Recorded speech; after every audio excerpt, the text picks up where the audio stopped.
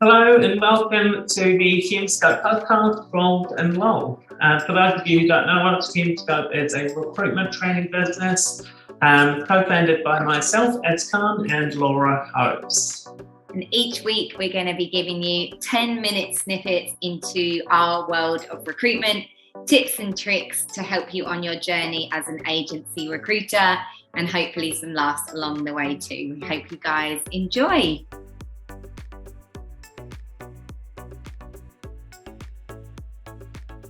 Welcome to this week's episode.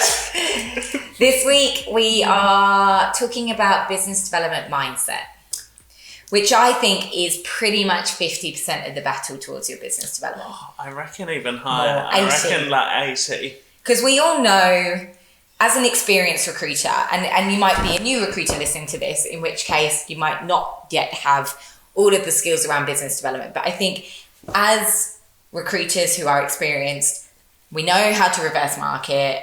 We know how to, we should know how to map a market, but we are going to do an episode on good market mapping. But we know the fundamentals of it, right?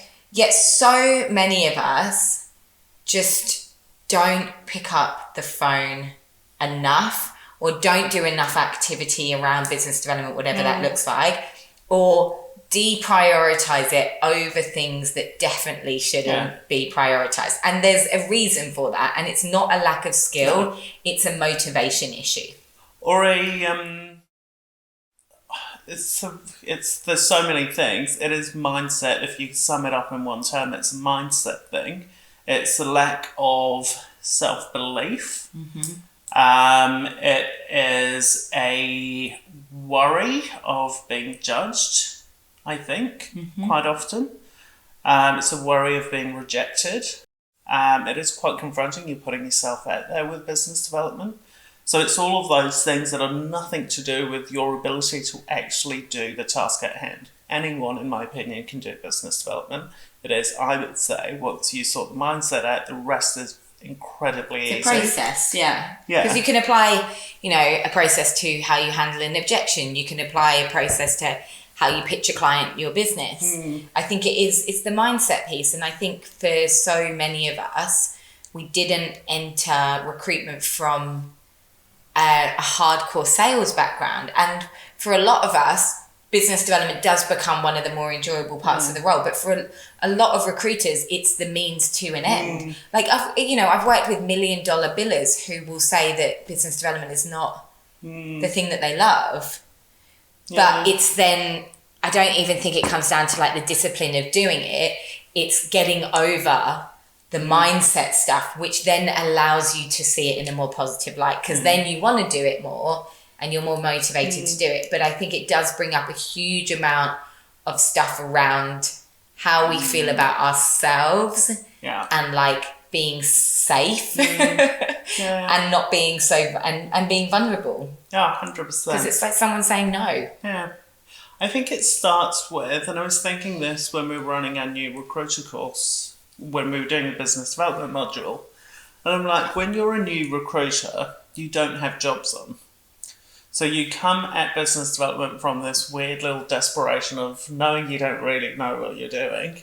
You have to get jobs on and you'll do it. So you pick up the phone and you're so desperate, and that energy carries over and you just agree to anything. And it's terrifying, but that feeling is because you have a lack of skill at that stage, because you don't know your market, etc., etc.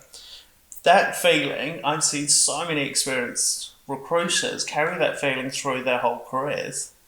And I'm like, at this stage, with what am I trying to say? It's the intention. It's like a residue feeling from the beginning of lack of abundance, and then you take that and the urgency and the need to impress and the fear of like, I could lose my job if I don't win a job, and then you kind of carry that through even though you've passed all of those obstacles. Yeah, and I think it's then becomes about intention. What's your intention with picking up the phone, for example, one tiny part of business development? What's your intention? If your intention is, with business development, I need to win this client, that will be a horrible business development call. Your intention as an experienced consultant should be, I need to explore this relationship further to see if it's of value to me Not, oh, I'm this lowly recruiter and I need to win this client, and yes sir, no sir, 3 pixels. So it's, I'm here as a professional trying to work out if there's an engagement here that's worthwhile for the two of us. Let's explore that. And removing, I think, just even that simple intention, or having that intention front and centre of what is my intention for this call. It's not to win this client because I don't yet know enough about them. And having that self-belief of, well, I've got some huge value to add if I choose to work with this client, and removing that power away. It's all of a sudden not a desperation call of I need to win this client. It's now an exploration call, which can be conversational. See, that just nail on head. That's what it is. So many recruiters are like, but I am bothering that person. And I'm like, well, then you're not truly believing in the value that you offer. Yeah. Because that is literally, if you think, oh, I just, I know I'm good at recruitment, but like I'm still bothering that person. It's like, then it's impossible to make that call from a place of equanimity and a place of being like, cool, I know, like with Hume Scope, when I'm selling our courses, when people say no, it genuinely is water off a duck's back now, because I'm like, cool, they don't need what we have to offer, but I know what we have to offer has huge value. Yeah. And you have to get to that point, I think, as a consultant of like, no, I run a really fucking good recruitment process and I want to tell people about that. And if someone isn't interested in that, it might be because they've already got a really good recruitment process with someone else. And then maybe it's a bit more of a waiting game. Yeah. Maybe they have to be part of my call cycle and see if something changes in the future, because not every client's going to turn overnight. And I think that's also something we have to remember from a mindset perspective. Like, people are going to need to get to know you, but that it is about finding the people who want and need what you have to offer. And it's like we say to our new recruiters, out of like the 1,000, let's just say, companies that could sit within your market map, how many realistically you're going to end up working with? Which means there are going to be a lot of people who don't need you or aren't interested in what you have to say. And your job is to wade through that and find the most lucrative, but also the relationships that are going to add value to you as well. Yeah.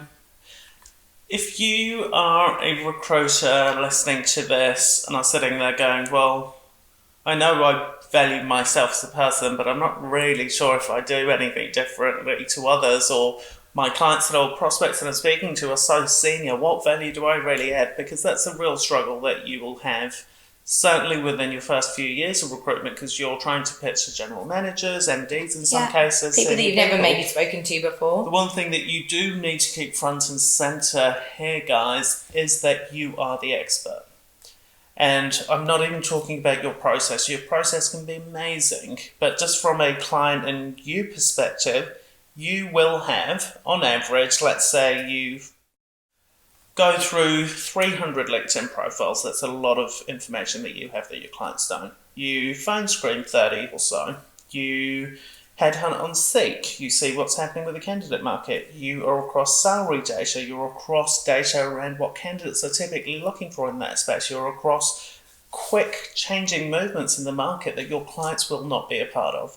You interview hundreds of people a year. Your clients will not, in their whole careers, have interviewed as many people as you will have in a year. So just that alone, regardless of if you've got a kick-ass process or doing anything differently, just that alone is hugely, hugely valuable. And your clients don't have that information. So that's your value. It's you guys are people connectors. There's huge amounts of value in the information that you have that your clients don't, regardless of whether they're the owner of a conglomerate business, they're general manager and they've got 100 reporting lines, does not matter. They will not be doing your job and you've got value to add. Yeah, but you just do have to believe that. And I think on a personal note, there does have to be some exploration into why potentially it affects you when someone says no. Because if you can't figure that out for yourself, and I know that is a more personal element of this, but you can know your value within your job, you can trust that, you can do all of this stuff, but still, if you absolutely find the idea of somewhat of rejection abhorrent, like, it's going to be really hard to ever the idea of rejection abhorrent. I mean, most of us do, but if you can't water off a duck's back it, That's nearly so knocked the true. whole setup over then with that knee. Why are you so wiggly today?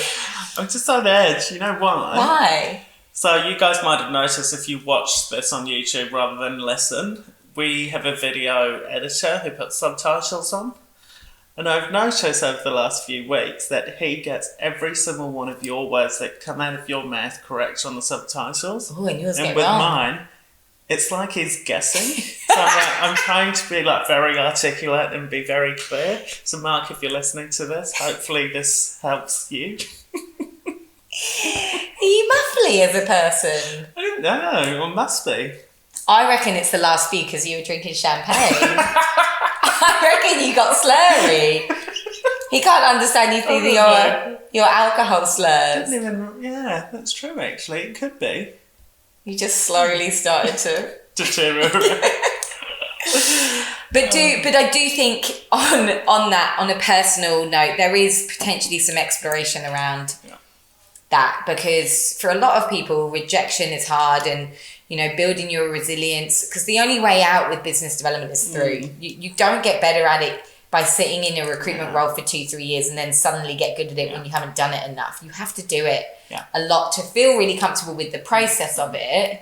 But if you feel really rocked every time someone says no, you do have to explore how That's so how true. you get around that and what your bounce back is from that.